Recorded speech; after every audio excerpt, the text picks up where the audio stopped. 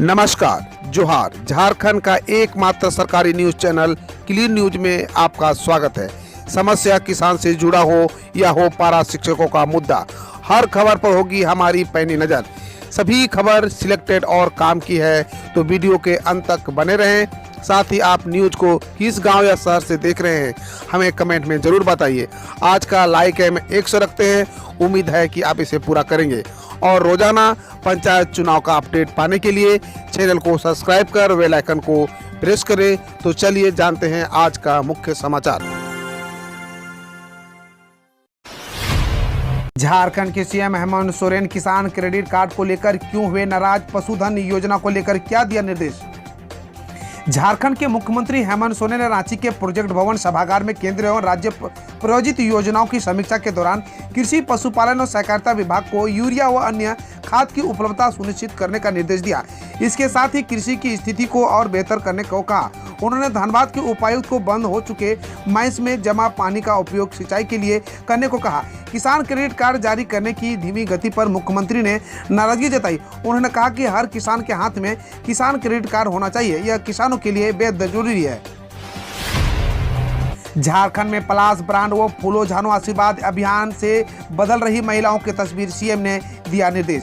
झारखंड के मुख्यमंत्री हेमंत सोरेन ने ग्रामीण विकास विभाग की समीक्षा के दौरान आवास योजना से जरूरतमंदों को आच्छादित करने का आदेश दिया है। मुख्यमंत्री ने कहा कि 15 अक्टूबर तक सभी जरूरतमंदों को योजना का लाभ दे, मनरेगा की योजनाओं को बेहतर ढंग से लागू करें, पोर्टों को खेल मैदान को पूरा करने में कोई देरी न हो, इस दिशा में कार्य करने की आवश्यकता है। फूलो जानो आशीर्वाद अभियान की समीक्षा के दौरान कहा कि हमें महिलाओं को हड़िया दारू निर्माण और बिक्री कार्य से दूर कर सम्मानजनक आजीविका से जोड़ा है। इस दौरान उन्हें पलाश ब्रांड से जोड़ने का निर्देश दिया।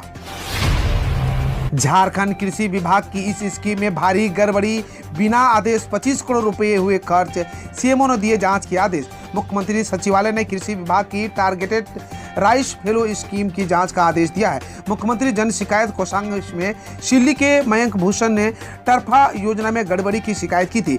इसके आलोक में सचिवालय के अवर सचिव राममूर्ति सिंह ने विभागीय सचिव को जांच करने का आदेश दिया है। मिलिए झारखंड के दशरथ मांझी से, पहाड़ का सीना चीरकर गांव के लिए लाया पानी। बिहार के गया जिले के रहने वाले दशरथ मांझी की कहानी को हर कोई जानता है, पर क्या दशरथ मांझी ने जो संदेश दिया उससे सरकारों की नींद टूटी? क्या अब बिहार या झारखंड जैसे राज्यों में किसी दूसरे दशरथ मांझी की कहानी सामने नहीं आ रही है? शायद नहीं, क्योंकि झारखंड जैसे प्रदेश में आज भी सरकार और विभाग गहरी नींद में सो रही है। वहीं चाड़ा पहान जैसे लोग अपनी और गांव के लोगों के प्यास बुझाने के लिए पहाड़ का सीना चीरकर शुद्ध पेयजल की व्यवस्था करने में लगे हैं। झारखंड पंचायत चुनाव में चूड़ी, बाली, फ्राइंग पैन, हरी मिर्च और बांसुरी के सिंबल पर प्रत्याशी लड़ सकेंगे चुनाव। झारखंड में भी त्रिस्तरीय पंचायत चुनाव की तैयारियां शुरू कर दी गई है। राज्य निर्वाचन आयोग ने जिला परिषद, मुखिया पंचायत समिति, पंचायत सदस्य आदि के उम्मीदवारों के लिए चुनाव चिन्ह की सूची तैयार कर ली है। विभिन्न पदों के चुनाव के लिए अलग अलग सिंबल की लिस्ट बनाई गई है। जिला परिषद के सदस्य जहां चूड़ी, एसी, सीसीटीवी कैमरा, बांसुरी जैसे चुनाव चिन्ह पर अपना भाग्य आजमा सकते हैं। वहीं मुखिया प्रत्याशी कान की बाली, गुब्बारा, फ्राई पैन आदि सिंबल्स पर चुनाव लड़ सकते हैं। झारखंड के जमशेदपुर में खुलेगा पूर्वी भारत का पहला जनजातीय विश्वविद्यालय। बंगाल, ओडिशा के छात्रों को मिलेगा लाभ।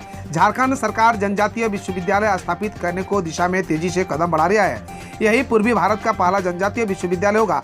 जमशेदपुर के गालूडीह और घाटशिला के बीच इस विश्वविद्यालय के निर्माण की योजना है।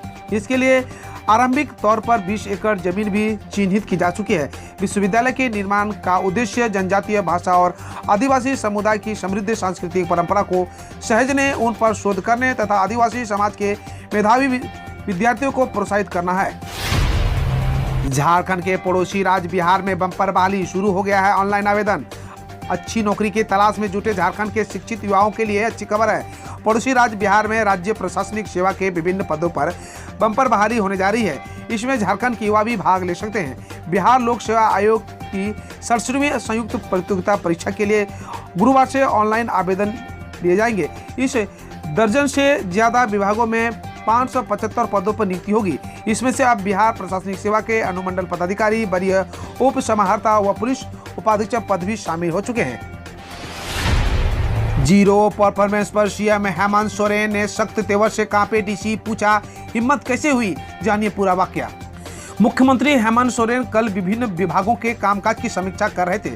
झारखंड मंत्रालय में यह बैठक चल रही है। खबर लिखे जाने तक 4 विभागों के कामकाज की समीक्षा की गई। इनमें कृषि, पशुपालन एवं सहकारिता विभाग, ग्रामीण विकास विभाग, खाद्य आपूर्ति विभाग एवं पंचायती राज विभाग शामिल है। सूत्रों के हवाले से जो जानकारी सामने आई है उसके मुताबिक इस समीक्षा बैठक में कई जिलों के डीसी को योजना की धीमी रफ्तार को लेकर जोरदार फटकार लगाई गई है। स्कूलों में मिड डे मील से कितनी अलग है नई पीएम पोषण योजना। देश भर में सरकारी और सहायता प्राप्त स्कूलों में चल रही मध्याह्न भोजन योजना यानी मिड डे मील का नाम बदलकर अब पीएम पोषण योजना कर दिया गया है। केंद्रीय मंत्रिमंडल ने बुधवार को प्रधानमंत्री नरेंद्र मोदी की अध्यक्षता में हुई एक कैबिनेट बैठक में हुई लेकर अपनी मंजूरी दी है। केंद्र सरकार अगले 5 साल में इस योजना पर 1.31 लाख करोड़ रुपए खर्च करेगी, जिसमें से 11.5 लाख सरकारी और सरकारी स्कूलों के करीब 11.80 करोड़ बच्चों को सीधा लाभ मिलेगा। ऐसे में जानिए मिड डे मील योजना से कितनी अलग है। शिक्षा मंत्री जगन्नाथ महतो पर 2.29 लाख के गबन का आरोप, दायर हुआ मामला 1 अक्टूबर यानी आज होगी सुनवाई। झारखंड के शिक्षा मंत्री जगन्नाथ महतो सहित 5 लोगों के खिलाफ शिकायतवाद दायर किया गया है। Jharkhand commerce inter college Dumri के प्राचार्य डेगलाल राम ने गबन का एक नया शिकायतवाद धनबाद कोर्ट में दायर किया है। उन 2.29 लाख रुपए गबन का आरोप लगाया है। इस मामले में आज सुनवाई होगी। इस आरोप के बाद झारखंड के राजनीतिक में भूचाल आ गया है। हालांकि इस बारे में झारखंड के शिक्षा मंत्री से संपर्क करने की कोशिश की गई, लेकिन कोई जवाब नहीं मिला। नियमावली बनाने और संशोधन में लगा शिक्षा विभाग, 4 नियमावली प्रतीक्षारत। झारखंड सरकार का स्कूली शिक्षा एवं साक्षरता विभाग नियमावली बनाने और संशोधन करने में ही लगा हुआ है। ऐसा नहीं है कि इन नियमावली पर काम हाल के दिनों में शुरू हुआ है। शिक्षक बनने की पात्रता तय रखने के लिए होने वाले शिक्षक पात्रता परीक्षा बीते 1 साल से प्रक्रियाधीन ही है। इसी तरह सालों से संघर्ष कर रहे 60,000 से ज्यादा पारा शिक्षकों के लिए भी नियमावली अटकी हुई है। स्थानांतरण से लेकर पदोन्नति तक की नियमावली में संशोधन चल ही रहा है। पूर्वी सिंहभूम के 1600 शिक्षक रोजाना रहते हैं अनुपस्थित, इस तरह सच आया सामने। स्कूली शिक्षा एवं साक्षरता विभाग द्वारा बायोमेट्रिक्स हाजिरियों को लेकर की गई समीक्षा बैठक में पूर्वी सिंहभूम जिले के 1600 शिक्षकों के रोजाना अनुपस्थित होने की बात सामने आई है।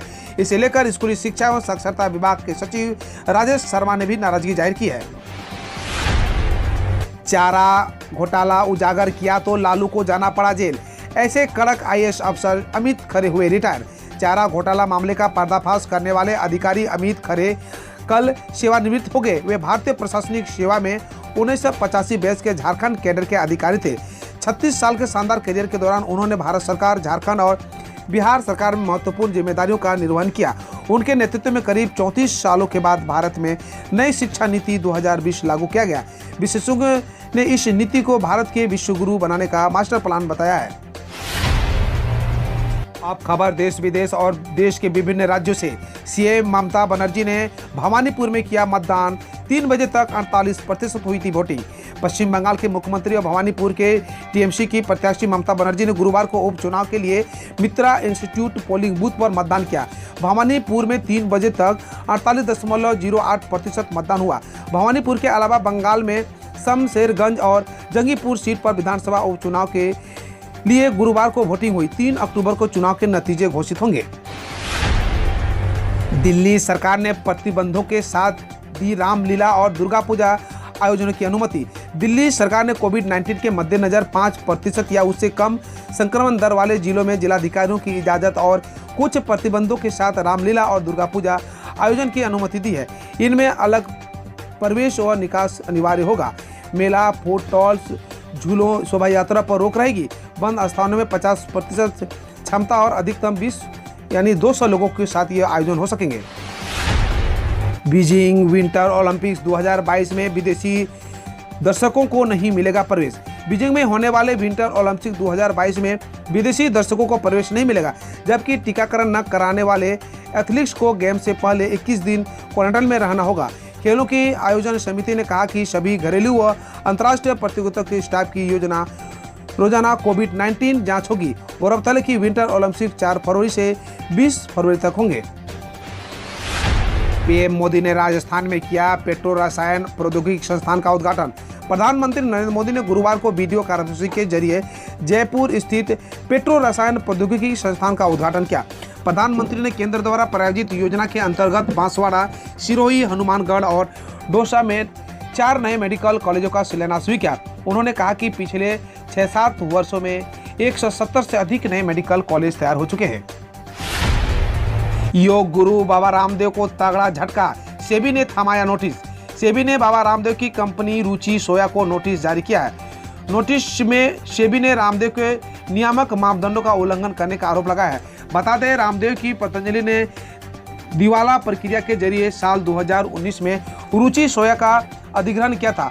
दरअसल आस्था टीवी पर प्रसारित एक योग सत्र के दौरान रामदेव लोगों से रुचि सोया के स्टॉक में निवेश करने का आग्रह कर रहे थे, इसलिए सेबी ने बाबा को नोटिस थमाया है। संविधान किसी नाबालिग को सन्यासी बनने से नहीं रोकता, कर्नाटक हाईकोर्ट। कर्नाटक हाईकोर्ट ने उडुपी के सिरुत मठ के पीठाधिपति के रूप में 16 वर्षीय वेदवर्धन तीर्थ की नियुक्ति के खिलाफ दायर याचिका को खारिज कर दिया।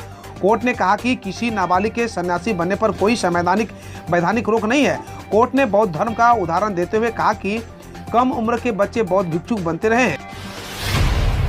सीएम योगी ने कानपुर को दी 556 करोड़ की सौगात, बोले नवंबर के अंत तक चालू हो जाएंगे मेट्रो। मां गंगा के आंचल में बसा हुआ कानपुर आजादी की लड़ाई का अहम प्रमुख केंद्र रहा है। यह देश का प्रथम औद्योगिक नगर है जिसने मां गंगा की निर्मलता और अविरलता से अपना नाता जोड़ा है। सीएम योगी यह बातें कानपुर को 556.07 करोड़ रुपए की सौगात देने के दौरान कही। सीएम योगी ने इसके बाद 45 विकास परियोजनाओं का लोकार्पण शिलान्यास किया। साथ ही 3 बच्चों दर्श, रिद्धि व वंशिका का अन्नप्राशन भी कराया। इसके बाद 27 लाभार्थियों को विभिन्न सरकारी योजनाओं के चेक और किसान सम्मान निधि सौंपी। हम रोज ऐसे ही न्यूज लाते रहेंगे, तो यदि आपने अभी तक क्लीन न्यूज को सब्सक्राइब नहीं किया है तो पहले फटाफट सब्सक्राइब कर लें, साथ ही बेल आइकन को दबा दें ताकि कोई अपडेट मिस ना हो।